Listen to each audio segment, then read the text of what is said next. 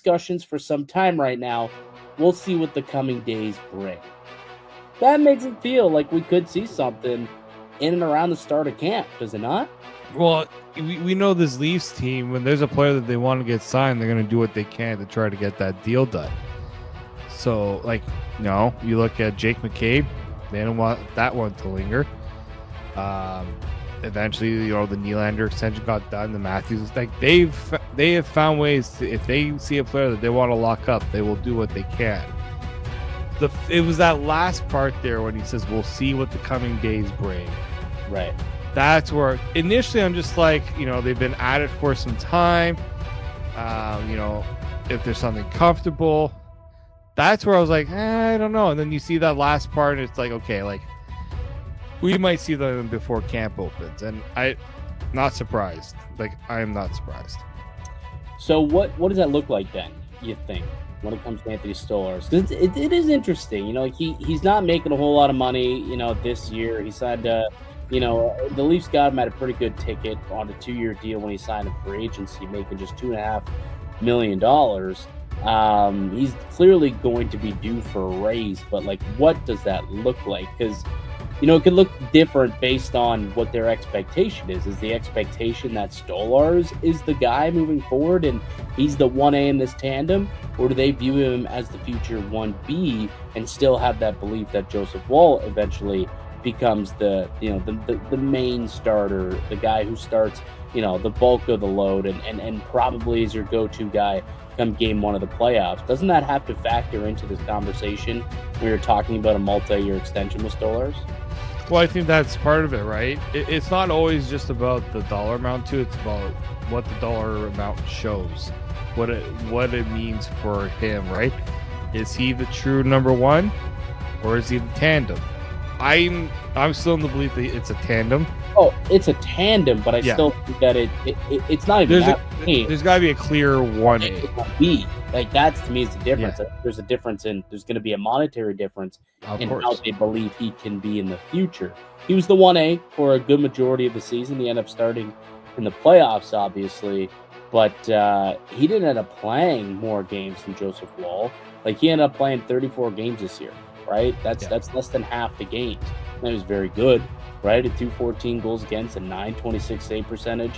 When you look at how that stacks up against, some of the best goalies around the league, like, was third in goals against average this season behind only Kemper and Hellebuck, and he led the NHL in save percentage among qualified goaltenders with a 926 ahead of Hellebuck's 925. So very good numbers, extremely good numbers for Anthony Stolarz when he got to play. But it's a small sample size, and that's where I think it's going to be very interesting to see how things kind of come into place here, because there isn't that big body of work as him being a starter. Like, 34 games this year was the most he had played in a professional season since pre-COVID, and it's the most that he ever played at the NHL level. He had a career-high 28 games with the Ducks a few years ago, but 34 games is a career high, and if he's going to be paid, more than the 2.5 that he got, or more than the $3 million that Joseph Woll is making, which I think he's probably going to be asking for significantly more,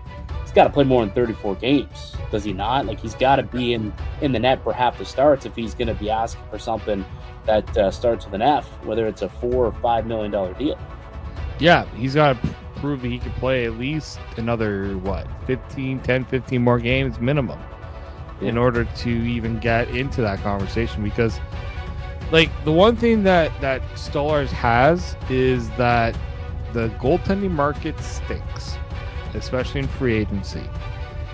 Yeah, you can Philip Gustafson's a half decent option. Like, Sergei Bobrovsky, he's gonna be too old, in my opinion. Like, when he reaches probably sign him to like a 7-year deal at like $2 million per season for Bobrovsky, and have him there till he's like 43, just like Marchand. And then you got Jacob Markstrom. Like, the options just are not plentiful. And so, like, if you're Stolarz, you can say, well, okay, if you're not going to pay me, then I'm just going to go to the open market where teams have shown that they're willing to spend money, especially on goalies, and he can do that. But I also think that if you're Stolarz, you just had your best year of your career in Toronto. Goalies tend to like the situation they're in and try to maintain that level of comfort. And at five leagues, this is probably why they're trying to get this deal done now. Mm-hmm. Because really, I know some people are like, oh, it's 1 year. Can he replicate it? I would rather bet on my chances on Anthony Stolarz and what he can do versus what's out there. And if you have to pay in the $4 million range to get it done, you could do a lot worse with that money. I'll tell you that. Yeah, no, you're not wrong. It's like that number is not a bad one to look at. Why don't we take a quick break?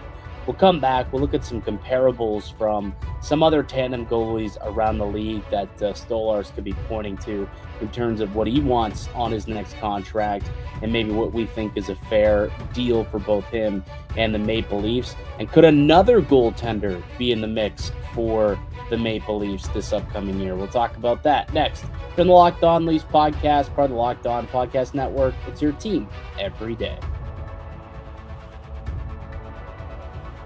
The NFL season is here, and FanDuel is making sure you're ready for kickoff with a can't-miss offer. Right now, new customers can bet just $5. If your bet wins, we get $300 in bonus bets to use across the app. I love using FanDuel. It fits however I like to bet, whether I'm betting on player props, building a same-game parlay, jumping in on some live same-game action. It keeps the game exciting, whether you're watching your team or just keeping an eye on your fantasy lineup. It's quick, it's easy, and the best way to add a little bit more energy to your Sundays.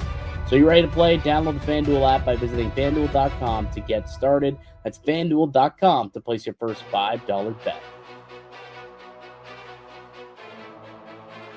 Welcome back into the Locked On Leafs podcast. Mike DiStefano, Dave Morisuti with you, as we are each and every day. Starting Monday, we're back to 5 days a week, Monday through Friday, each and every day, bringing you nothing but hot Maple Leafs content. So if you're a big Leaf fan, you want to be up to date with what's going on with the team, make sure you're locked into the Locked On Leafs podcast. Wherever you get your podcast from, it's free and available there, and also on YouTube if you want to come and look at our mugs from time to time.